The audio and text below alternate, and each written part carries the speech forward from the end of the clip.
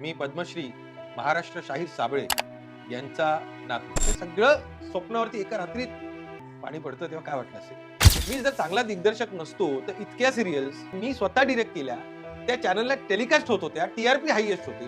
ते कारणीभूत फक्त कलाकार होते, त्या कॅमेऱ्याच्या मागचा दिग्दर्शक नव्हता. त्याचा रागही येतो, पण राग घेऊन सांगणार कोणाला. मी एका व्यापाऱ्याकडे ड्रायव्हिंगचा जॉब करतो.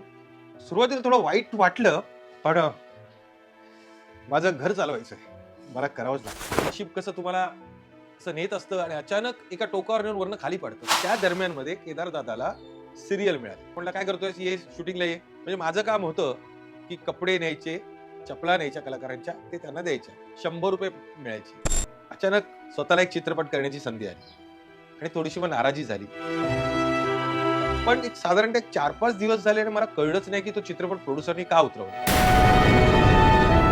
तिथून मग काम पूर्णपणे माझं बंद झालं. 13 जानेवारीला सकाळी पहाटे मला एक फोन आला. तो फोन होता पोलिसांकडून, तुमच्या मुलाचा ऍक्सिडेंट झाला. आपल्या इंडस्ट्रीला आजही हा शाप आहे की कंपू आहेत. कलाकार कितीही हुशारीचा असला, चांगलं काम करत असला, त्याला द्यायचं नाही. म्हणजे इथे घरातनच काम मिळत नाही तर बाहेरच्यांकडे काय मागू. कदाचित कोणी हे सगळं बघून मला बोलवलं तर मी पुन्हा एकदा माझ्या आयुष्याची सुरुवात करू शकेन.